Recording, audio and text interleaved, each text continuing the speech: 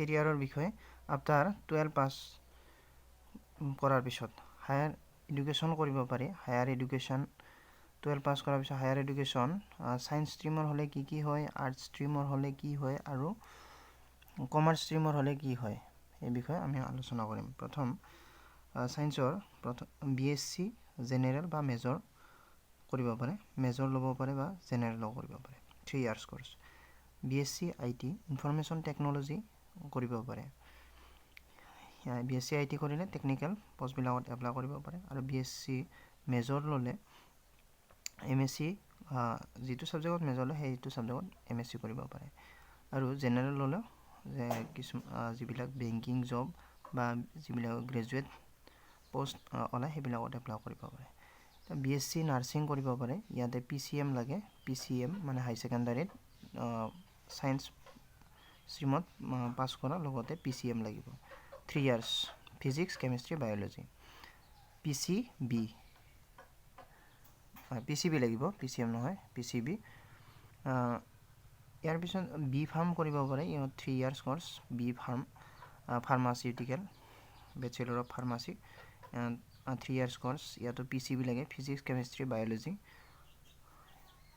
Entrance পৰীক্ষা হয় entrance দিবৰ কাৰণে ইয়াতে পিসিবি লাগিব নেক্সট ডক্টৰ কৰিব পাৰে ডক্টৰ বিভিন্ন ডক্টৰ হ'ব পাৰে ইয়াৰ কাৰণে এন্ট্রেন্স এক্সাম হয় যেনেকৈ সিডব্লিউ হয় নেট হয়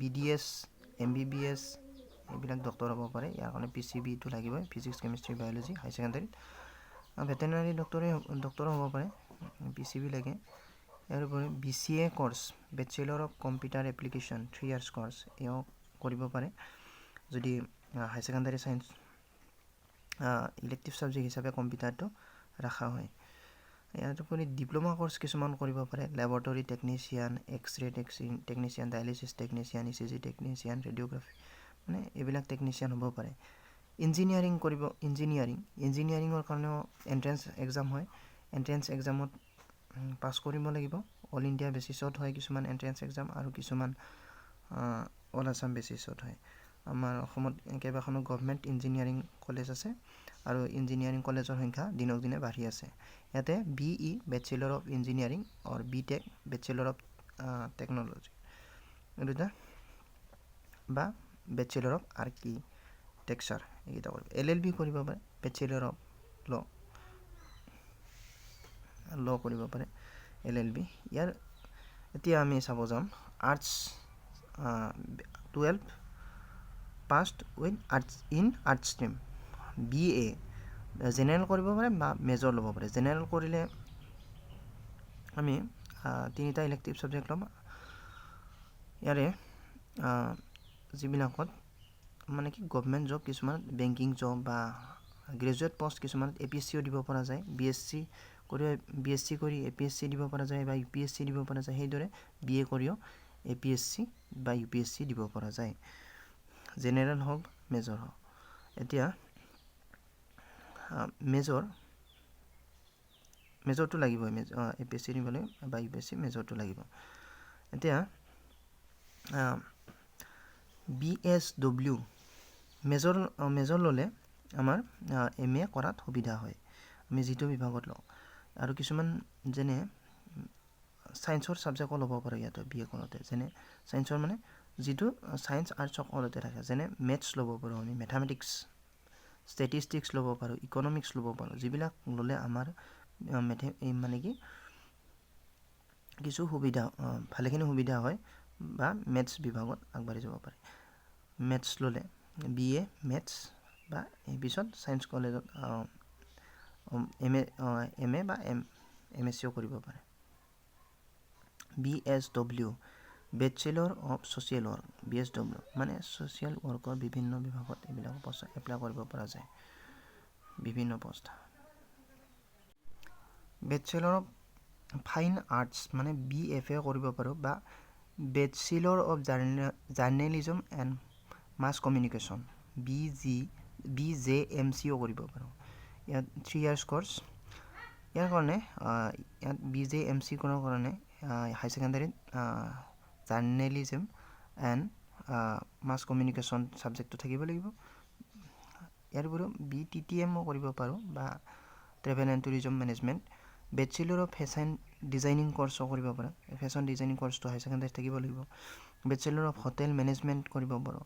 ITI কৰ্চ কৰিব পাৰোঁ। ITI industrial training institute. Industrial training institute বিভিন্ন ট্ৰেড আছে।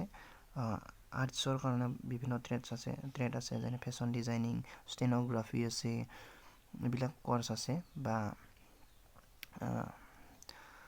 আমি DLED কৰ্চো কৰিব পাৰোঁ। DLED প্ৰফেশ্যনেল DLED হাই ছেকেণ্ডাৰী আৰ্টছ কৰি কিনে DLED কৰিলে আমি LPUP টিচাৰত এপ্লাই কৰিব পাৰিম, টেট দিব পৰা যায়। পলিটেকনিক কৰ্চ কৰিব পৰা যায়। পলিটেকনিক ইয়াত HSLC মানে মেট্ৰিকত ক্লাছ 10 মেথছ আৰু ছায়েন্স থকাটো কম্পালচৰি। LLB কৰিব পাৰোঁ। BTTM এইটো কোৱা হৈছে BTTM কৰিব পাৰোঁ। এতিয়া 12 ইন কমাৰ্চ ষ্ট্ৰীম। কমাৰ্চ ষ্ট্ৰীমত কৰিলে কি BCom কৰিব পাৰোঁ, জেনেৰেল বা মেজৰ।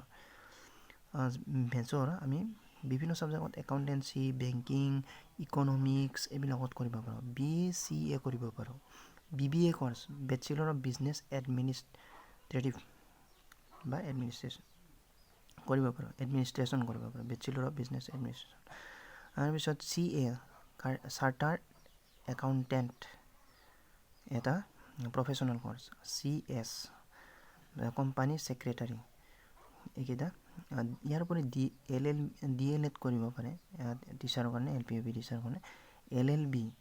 LLB কৰিব পাৰে। PJMC কৰিব পাৰে বা CMA মানে কষ্ট এণ্ড মেনেজমেণ্ট একাউণ্টেণ্ট হ'ব পাৰে। এইকেইটা কেমেৰাত উঠা নাছিল বাবে আৰু এবাৰ বুজাই কোৱা হ'ব যে DLED কৰিব পাৰে, LLB, BJMCও কৰিব পাৰে বা CMA কষ্ট এণ্ড মেনেজমেণ্ট একাউণ্টেণ্টও কৰিব পাৰে।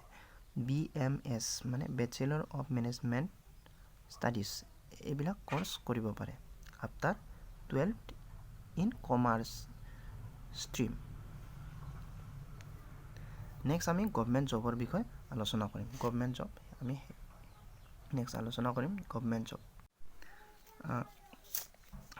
Science stream after 12 pass in science stream কি গভমেণ্ট জব এপ্লাই কৰিব পাৰোঁ। IAF মানে ইণ্ডিয়ান এয়াৰফ'ৰ্চৰ এক্স গ্ৰুপত এপ্লাই কৰিব পাৰোঁ। ইয়াত PCM লাগিব, ফিজিক্স কেমেষ্ট্ৰি মেথছ। পাৰ্চেণ্টেজ লাগে, এটা 200% থাকে। এই বিষয়ে পিছত আলোচনা কৰিম আমি। ইণ্ডিয়ান আৰ্মি টেকনিকেল পোষ্টত এপ্লাই কৰিব লাগে। ইয়াতে PCM লাগে, ফিজিক্স কেমেষ্ট্ৰি মেথছ। বা নাৰ্ছিং এছিষ্টেণ্ট ইয়াতে লাগে PCB। ইণ্ডিয়ান নেভিটো এপ্লাই কৰিব পাৰে। SSR ইয়াতো PCM লাগে, টেকনিকেল পোষ্ট হয়। ইয়াৰ উপৰি NDA আমি high secondary first year second year দুটাতে এপ্লাই কৰিব পাৰোঁ। ইয়াতে PCM লাগিব, ইয়াতো ফিজিক্স কেমেষ্ট্ৰি মেথছ। ইয়াতে তিনিটা ডিফেন্স সোমাই থাকে, Indian air force, Indian army, Indian navy. যদি ফিজিক্স কেমেষ্ট্ৰি মেথছ আৰু বা PCB হ'ব পাৰে। PCB হ'লে ইণ্ডিয়ান আৰ্মিত অকল এপ্লাই কৰিব পৰা যায়, ইণ্ডিয়ান আৰ্মি উইংছত যাব পৰা যায়। কিন্তু PCM থাকিলে তিনিওটা উইংছত যাব পৰা যায়। Indian air force, Indian army, Indian navy তিনিওটা উইংছত যাব পৰা যায়। ইয়াৰ পিছত NDA পাছ কৰি NDA নেশ্যনেল ডিফেন্স একাডেমি পঢ়ি এজন ভাল ডাঙৰ ডিফেন্স অফিচাৰ হ'ব পাৰে। ইয়াৰ উপৰি পাৰামিলিটাৰী টেকনিকেল পষ্ট যিবিলাক আছে, BSF head constable, radio' operator, radio' mechanic, তাত PCM লাগে। CRPF হেড কনষ্টেবল, ইয়াতো ৰেডিঅ' অপাৰেটৰ পষ্টত PCM লাগে। হাই ছেকেণ্ডাৰী ছায়েন্স পাছ হ'ব লাগিব, লগতে PCM ছাবজেক্টো থাকিব লাগিব। ইয়াৰ উপৰি পুলিচ জব কিছুমান, দিল্লী পুলিচৰ ৱায়াৰলেছ অপাৰেটৰ পষ্টত PCM লাগে। APRO আছাম পুলিচৰ APRO ডিপাৰ্টমেণ্টত ইয়াতো PCM লাগে। PCM fire and emergency service, ইয়াতে হাই ছেকেণ্ডাৰী ছায়েন্স পাছ হ'লে হয়। SDRF ইয়াতো হাই ছেকেণ্ডাৰী ছায়েন্স পাছ লাগে, মানে 12 ছায়েন্স ষ্ট্ৰীমত পাছ হ'ব লাগে।